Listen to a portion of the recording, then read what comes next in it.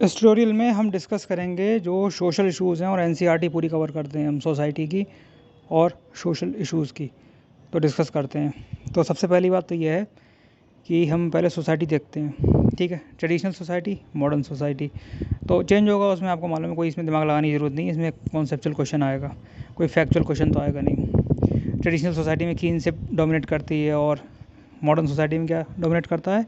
Secondary relationship. Kinship आप जानते हैं ये नातेदारी रिश्तेदारी होती है, और लेकिन जो मॉडर्न सोसाइटी होती है वहाँ पर सेकेंडरी रिलेशनशिप ज़्यादा डोमिनेट करते हैं, वहाँ किनशिप इतनी डोमिनेट नहीं करती है। ट्रेडिशनल सोसाइटी थोड़ी सी रिजिड होती है, फ्लेक्सिबल कम होती है, और मॉडर्न सोसाइटी इसके अलग होती है। तो जनरेशन गैप भी होता है, ये सब चीज़ें इसमें दे रखी हैं। थ्योरेटिकल इसमें कुछ है नहीं खास।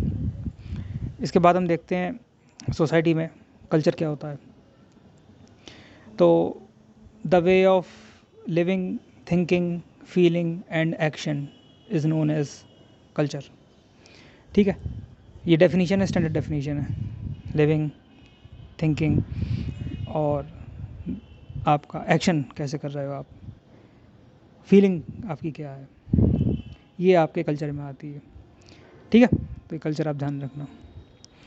और इसमें हेरिटेज और कल्चर, इसमें आप ध्यान रखना। संस्कृति और हेरिटेज, हेरिटेज माने जो होती है जो हम इनहेरिट करते हैं वो, और संस्कृति जो होती है कल्चर। कल्चर मैंने आपको बता दिया क्या होता है। अब हेरिटेज में वर्ल्ड हेरिटेज साइट्स वगैरह हैं, तो ये सोशोलॉजी का इशू नहीं है, सोसाइटी का इशू नहीं है, बट थोड़ा सा मेंशन दे रखा है, तो उसमें बस इतना इंट्रोडक्शन है, कुछ नहीं है। तो कल्चर से आप इसको आसानी से डिफ्रेंशिएट कर सकते हो। एक कल्चरेशन क्या होता है? जब दो कल्चर आपस में मिलते हैं तो उसमें जो है वो फ्यूजन होगा, कोई दूसरे कल्चर की कोई चीज़ लेगा, कोई पहले कल्चर की कोई चीज़ लेगा, तो इंटरेक्शन होता है, तो कुछ ना कुछ आदान प्रदान तो ट्रांजैक्शन तो होता ही है। इसको हम बोलते हैं एकल्चरेशन, ठीक है। सोशलाइजेशन क्या होता है? सोशलाइजेशन का मतलब होता है जो हम अपनी जनरेशन को ट्रांसमिट करते हैं इन्फॉर्मेशन, उसको बोलते हैं सोशलाइजेशन। सोशलाइजेशन ये फैमिली में, पीयर टू पीयर और सोसाइटी में, ये सब हम सोशलाइजेशन ही तो सीखते हैं, और क्या सीखते हैं। तो ये आपका सोशलाइजेशन हो गया। एक कल्चरेशन मैंने आपको बता दिया। सोसाइटी प्राइमरी होती है, सेकेंडरी होती है। प्राइमरी में एटलीस्ट 2 लोग होने चाहिए, तो वो फैमिली हो गई प्राइमरी। सेकेंडरी में आपके जो प्राइमरी नहीं है वो सेकेंडरी है, यानी आप फैमिली से बाहर आ जाओ तो सब वो सेकेंडरी है। मार्केट, एसोसिएशन और ये सब जितनी चीज़ें फैमिली को छोड़ के सब वही है। फैमिली की डेफिनीशन बहुत इंपॉर्टेंट है। न्यूक्लियर फैमिली क्या होती है? मियाँ बीवी बच्चे, न्यूक्लियर फैमिली हो गई। अब इसमें अगर हम 2 वर्ड लगा दें तो ये चेंज हो जाएगी।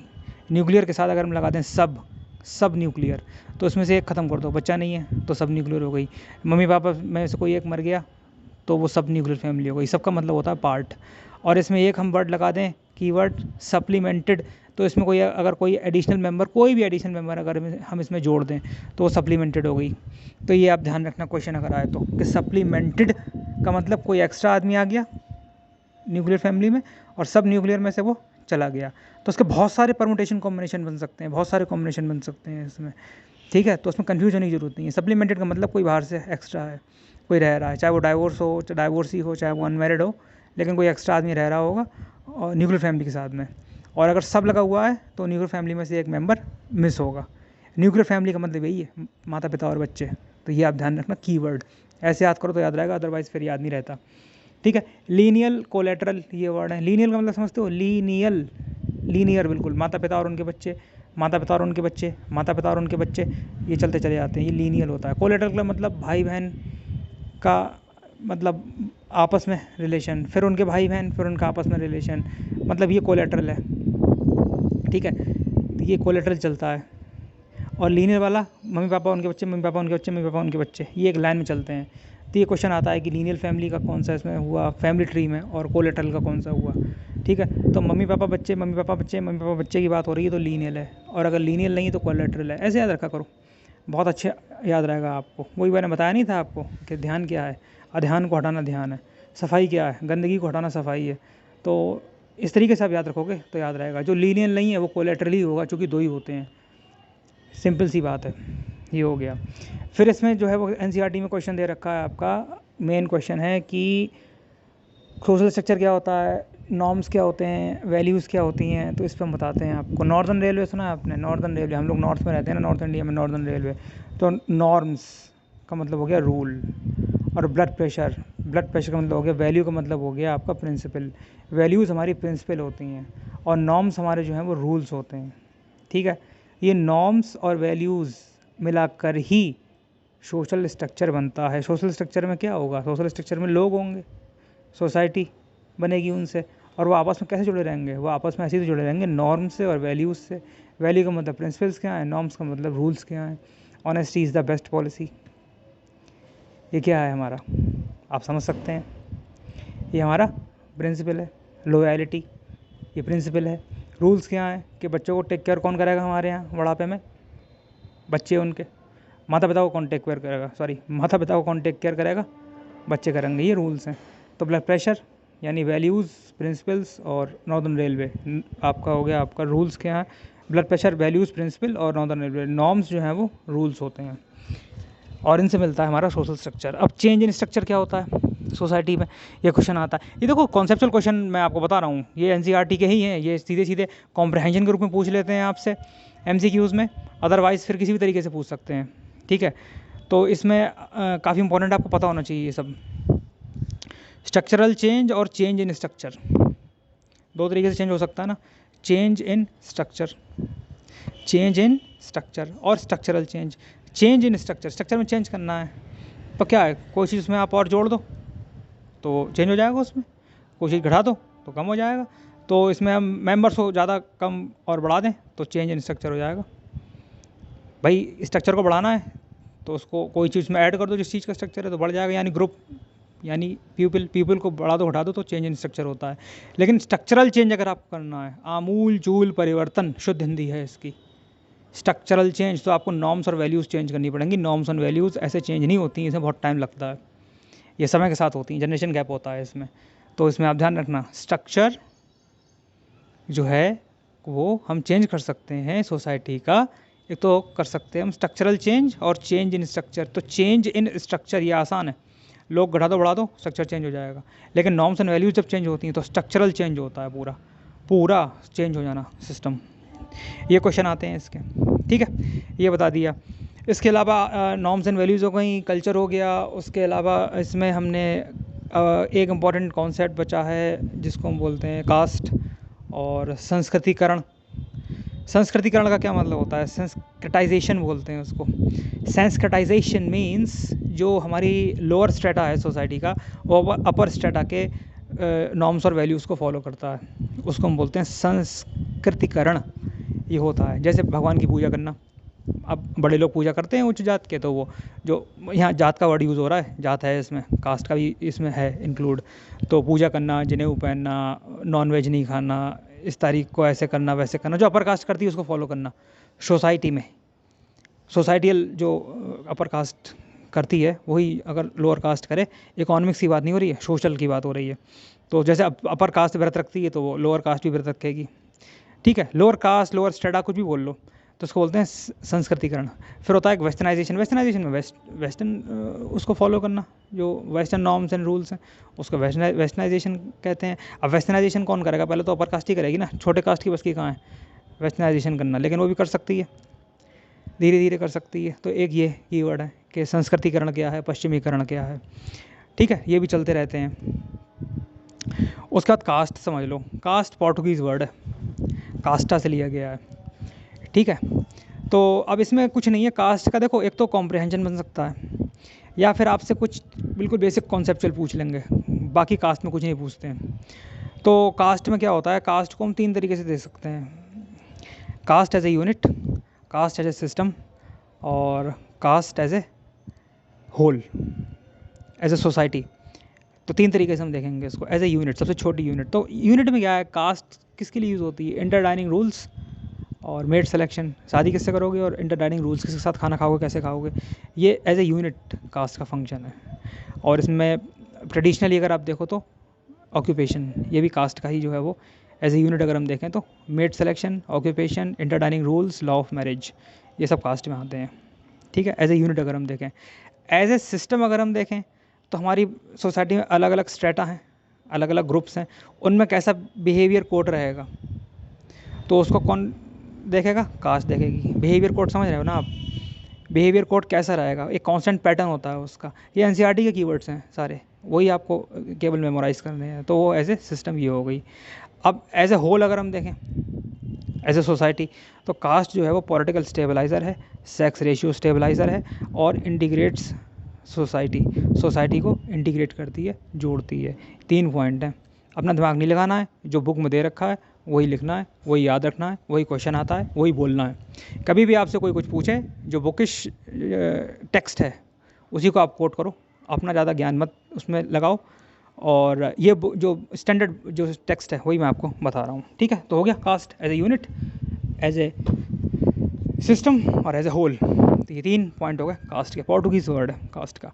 वर्ण क्या होता है वो, अब वर्ण माने कलर, कास्ट अलग है वर्ण अलग है। हमारे वर्ण सिस्टम था ब्राह्मण्स, क्षत्रिय, एंड देन आपका हो गया कमर्शियल वाला वैश्य, और फिर उनकी सेवा करने वाले सर्फ्स यानी शूद्र, और फिर अनटचेबल्स अलग होते हैं। शूद्र जो वो होते हैं जो कि तीनों की सेवा करते हैं, आपके वैश्यों की, क्षत्रियों की और ब्राह्मण्स की, ठीक है।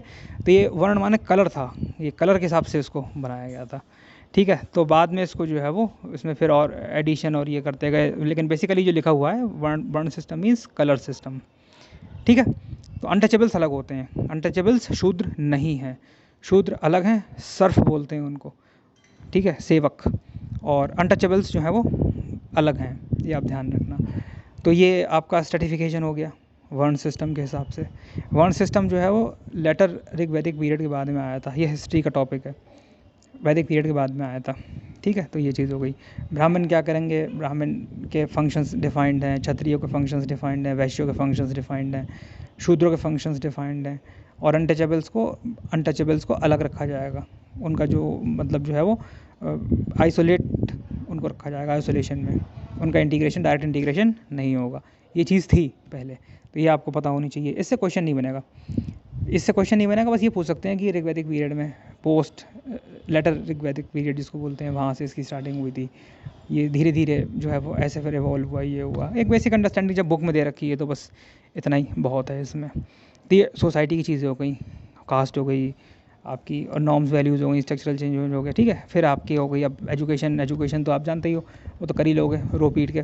फिर आपकी आती है मेन चीज़ जो है वो सोसाइटी में, वो आती है शादी, और फिर आता है रिलीजन अलग चीज़ होती है, धर्म अलग चीज़ होती है। धर्म माने होती है ड्यूटी, और रिलीजन माने होता है जो कोड ऑफ कंडक्ट आप फॉलो करते हो अपने रिलीजन का, ठीक है। ये चीज़ होती है इसमें। तो बेसिकली अगर हम देखें तो अब इसमें कल्ट होते हैं, सेक्ट्स होते हैं, रिलीजन के सब रिलीजन होते हैं। तो ये सब चीज़ें होती हैं, क्या कल्ट है क्या सेक्ट है। जैसे आर्य समाज सेक्ट है, वो कल्ट नहीं है। कल्ट अलग अलग होते हैं, मॉडर्न सोसाइटी में कल्ट बहुत ज़्यादा बढ़ गए हैं। तो अब जैसे सदगुरु का कल्ट अलग हो गया, मतलब एक तरीके से, मतलब कल्ट का मीन्स मतलब मॉडर्न टाइम के आप देखो, ओशो का कल्ट अलग हो गया, कल को पीयूष पाराशरी का कल्ट बन जाएगा, वो अलग हो जाएगा। तो ये सब कल्ट वाली CULT कल्ट होते हैं। सेक्ट्स जो हैं वो उसी स्पेसिफिक रिलीजन में होते हैं, स्पेसिफाइड, जैसे आपको मैंने बताया आर्य समाज, ब्रह्म समाज, ये सब सेक्ट्स होते हैं, इनके नाम हो गए। तो रिलीजन में और कुछ ज़्यादा याद नहीं रखना है। एक हमारे लीनियर रिलीजन होते हैं, एक सर्कुलर रिलीजन होते हैं। लीनियर में अब्राहमिक रिलीजन में कौन हो गए, अब्राहिम को जो मानते हैं, उसमें आपके जू के बाद फिर आए क्रिश्चियंस के बाद आए फिर मुस्लिम्स, ठीक है, ये हैं। बाकी सब हमारे सर्कुलर वाले हैं जितने हैं।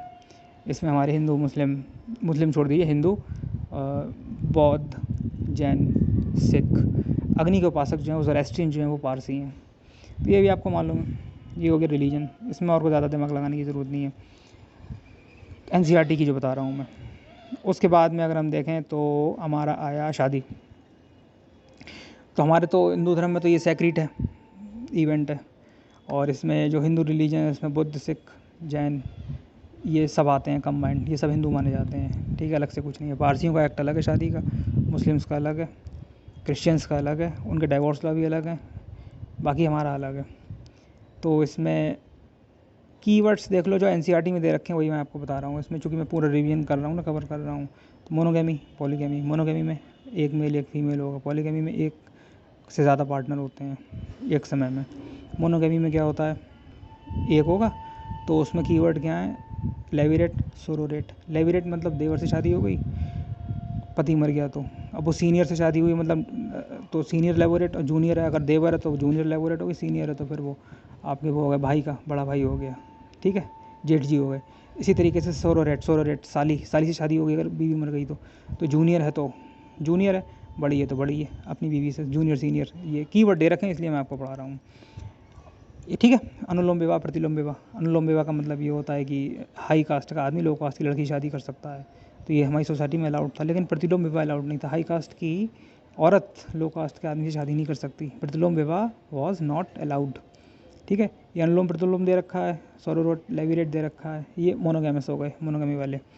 फिर आपके पॉलीगैमी, मल्टीपल पार्टनर होंगे। तो मल्टीपल पार्टनर कैसे हो सकते हैं? मल्टीपल पार्टनर कई तरीके से हो सकते हैं। मल्टीपल पार्टनर आपके हो सकते हैं कि एक मेल हो बाकी फीमेल हों, या एक फीमेल हो बहुत सारे मेल हों। द्रौपदी महाभारत में, तो पॉलीआंड्री से आप ध्यान रखो, पॉलीआंड्री ड्री द्रौपदी, तो पॉलीआंड्री में क्या था, एक फीमेल थी बाकी सारे मेल थे, तो फ्रेटर्नल थे, भाई भाई थे, तो फ्रेटर्नल आपके पॉलीआंड्री हो गई, और अगर भाई भाई नहीं है तो नॉन फ्रेटर्नल पॉलीआंड्री हो गई, ठीक है। तो ये हो गई एक। फिर आपका हो गया पॉलीगनी, पॉलीगैमी में एक तो पॉलीआंड्री हो गई, एक पॉलीगनी। पॉलीगनी में जो है वो क्या होगा, उल्टा होगा, मतलब इसमें है कि एक आपके जो है वो आदमी होगा, उसकी बहुत सारी वाइफ होंगी, ठीक है। तो ये पॉलीगनी है। पॉलीगनी और पॉलीआंड्री ये अंडर में आते हैं पॉलीगैमी के, ठीक है। ये हो गया, तो ये मैरिज का क्लासिफिकेशन हो गया। अब इसमें अलग अलग मैंने आपको एक्ट बता दिए जो दे रखे हैं वो हो गए। अब मैं आपको बताता हूँ इसमें जो क्वेश्चन दे रखा है, cross cousin marriage, parallel cousin marriage. Cross cousin marriage का मतलब होता है भाई बहन के बच्चों में शादी। पैरेलल कजिन का मैरिज का मतलब होता है बहन बहन के बच्चों में शादी या भाई भाई के बच्चों में शादी। तो ये पैरेलल कजिन मैरिज इंडिया में नहीं होती है, क्रॉस कजिन मैरिज इंडिया में होती है। क्रॉस कजिन मैरिज जो है वो नॉर्थ इंडिया में नहीं होती है, बट सेंट्रल इंडिया में भी होती है और सदर्न इंडिया में भी होती है, और नॉर्थ ईस्ट में कोई टैबू नहीं है, हो सकती है, वहाँ पर भी ऐसा हो सकता है। तो बस आपको इतना पता होना चाहिए, ज़्यादा इसमें पीएचडी करने की ज़रूरत नहीं है कि साउथ इंडिया में जो है वो मामा के लड़के से शादी हो सकती है या बुआ के लड़के से शादी हो सकती है, और वहाँ पे क्लोज रिलेटिव्स में शादी होती है। साउथ इंडिया में क्रॉस कजिन मैरिज होती है, बता दिया मैंने आपको याद रखने के लिए, ठीक है, याद रहेगा आपको। और जो सेंट्रल इंडिया वहाँ भी क्रॉस कजिन मैरिज हो जाती है, बट नॉर्थ इंडिया में ये प्रैक्टिस नहीं होती है। सेंट्रल इंडिया में और साउथ इंडिया में ये सोरोरेट और लेविरेट प्रैक्टिस नहीं होती। मज़े की बात देखो, तो ये चीज़ें हैं, बस कीवर्ड्स हैं मैरिज के। तो इसमें शादी हो गई, डाइवोर्स के नियम सबके अलग अलग होते हैं, वो तो आप जानते हो, वो सोसाइटी में नहीं आता, वो एनसीईआरटी में भी नहीं दे रखा है। बस इतना दे रखा है कि सबके अलग अलग जो हैं वो ये होते हैं। नॉर्थ ईस्ट के जो नॉर्थ ईस्टर्न स्टेट्स हैं वहाँ पे भी अलग अलग रूल हैं, सबके स्पेसिफिक रूल्स हैं, ठीक है। और मैट्रियार्कल सोसाइटी, पैट्रियार्कल में पापा जी की प्रॉपर्टी मिलेगी, पापा जी के यहाँ जो है सब कुछ होगा, और मैट्रियार्कल में उल्टा होगा। अब जैसे नॉर्थ इंडिया में शादी होती है तो बाबुल की दुआएं लेती जा, बीवी जाती है पति के घर, लेकिन नॉर्थ ईस्ट में ऐसा नहीं होता है, वहाँ पति जाता है बीवी के घर, तो वहाँ बेटा जो है वो आदमी की होती है, औरत की नहीं होती, ठीक है। इसी तरीके से पैट्री लोकल मतलब शादी के बाद बहू जाएगी अपने ससुराल, लेकिन मैट्री लोकल में उल्टा होगा, वहाँ पति जाएगा अपनी बहू के रहेगा। तो अब नॉर्थ इंडिया में जो है प्रॉपर्टी मिलेगी पापा की, और नॉर्थ ईस्ट में प्रॉपर्टी मिलेगी मामा की, क्योंकि वहाँ मम्मी के जो है वो ख़ानदान से प्रॉपर्टी मिलती है, ठीक है। तो ये सब चीज़ें दे रखी हैं। और न्यू लोकल होता है, कोई यूएसए में होता है, वहाँ पे फिर जो शादी के बाद वो जो है वो पति पत्नी न्यू लोकल अपने नए मकान में रहते हैं, कहीं नहीं रहते वो, ना मम्मी घर रहते हैं, ना मैके रहते हैं, ना ससुराल रहते हैं, तो वहाँ विदा होती नहीं है, वहाँ नए घर में चले जाते हैं। तो ये भी दे रखा है इसमें। तो ये सब सोशल इंस्टीट्यूशंस हैं, मैरिज, एजुकेशन, फिर इसके अलावा आपकी ये सब चीज़ें जो आप स्टडी कर रहे हो, ड्यूटी यानी धर्म, रिलीजन, ये सब सोशल इंस्टीट्यूशंस हैं, प्योरली सोशल इंस्टीट्यूशंस हैं जिनका सीधे सीधे सोसाइटी से मतलब है। ये चीज़ हो गई। इसमें डॉरी प्रोविजन एक्ट दे रखा है, तो स्त्री धन दे रखा है। स्त्री धन क्या होता है? जो शादी के समय स्त्री जो है अपने साथ लेके आती है सामान, उसको स्त्री धन बोलते हैं। एक कीवर्ड ये दे रखा है, ठीक है। तो स्त्री धन को हम डॉरी नहीं मानते, ठीक है। ये डिबेटेबल क्वेश्चन है, बट अब दे रखा है तो बस मैंने आपको बता दिया। स्त्री धन क्या होता है ये एग्जाम में आ भी चुका है, और कुछ नहीं इसमें दिमाग लगाना है आपको, ठीक है। और डॉरी तो क्राइम है ही, वो तो आपको मालूम ही है, डॉरी क्राइम है। तो ये 11th-12th में ये सब पूरा मसाला दे रखा है। इसमें शादी करा दी आपकी, और फिर एजुकेशन करा दी, रिलीजन करा दिया, सोसाइटी करा दी, नॉर्म्स, रूल्स, रेगुलेशंस, ये सब चीज़ें हैं। बेसिक कॉन्सेप्ट हैं। कॉन्सेप्ट्स जो हैं वो आप समझ सकते हो कि इनसे इनडायरेक्ट क्वेश्चन आता है, और जब बेसिक फाउंडेशन आपकी हो जाएगी तो फिर आगे आप बहुत अच्छे से उसको समझ सकते हैं, आगे के लिए भी इसमें समझ सकते हो। अब फिर मैं आपको नेक्स्ट लेक्चर में ये डेमोग्राफी वगैरह और ये सब समझाता हूँ। तो ये वाला लेसन आपका जो है वो प्योरली कॉन्सेप्चुअल रहा है, इसमें कुछ याद नहीं करना है, बस बेसिक अंडरस्टैंडिंग और समझ चाहिए। Thank you.